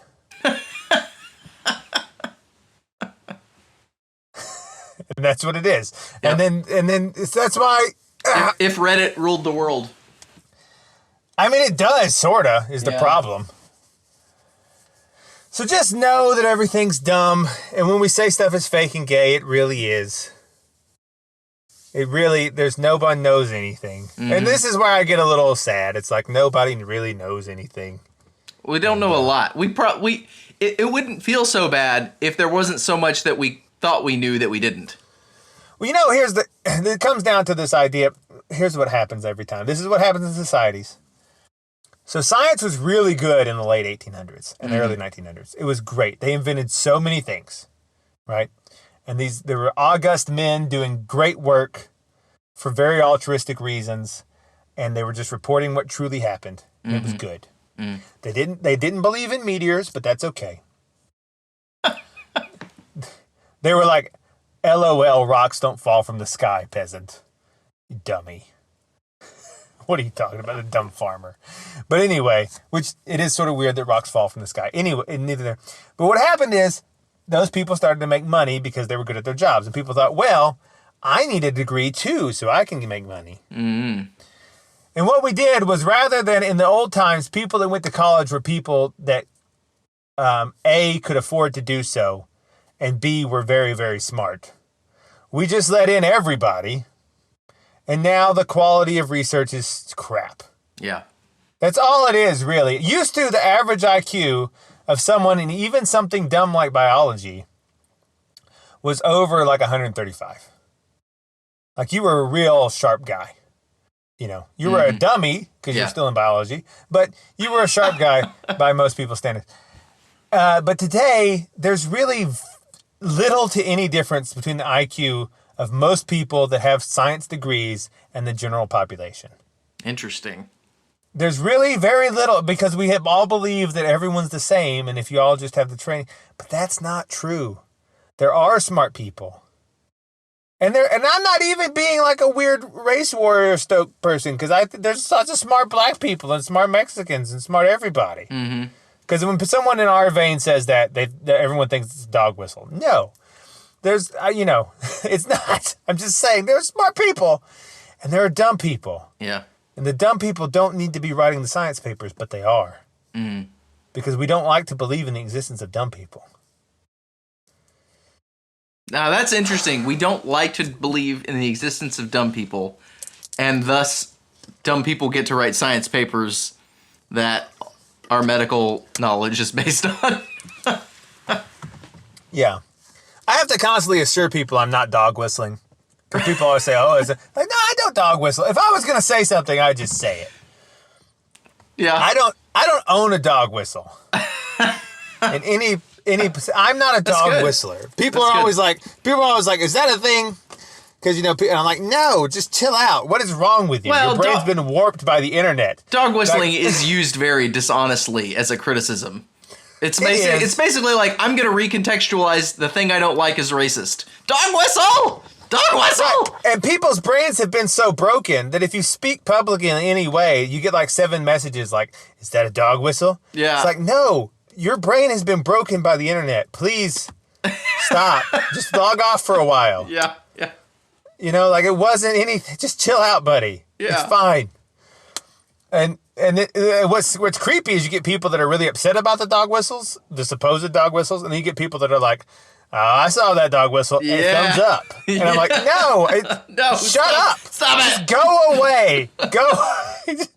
Just go away. Life is not about orgasms or race dog whistles. Yeah. Don't base your life around either thing. Yeah. And replicate your studies, people. Indeed. No one is going to do it, though. We're just going to do this forever until we spiral out of control. I guess so. It's a wonder anything. Now think about this. I'll leave you one scary thought. Think about that set of science, and these are the sort of people, that's the sort of education people we have in charge of watching over our nuclear arsenal. Isn't that a thing?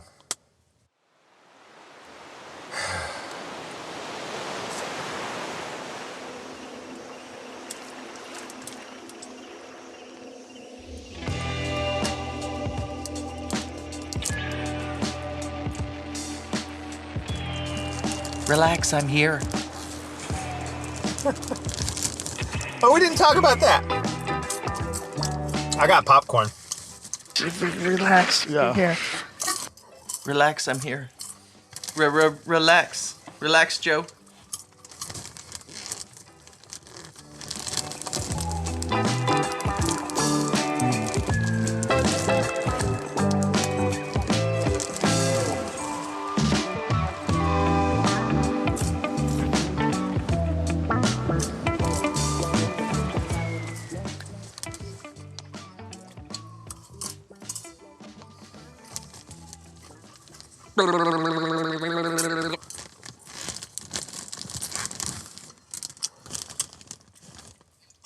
And we're out. Nice. Nice. Nice. Nice. Nice. Nice.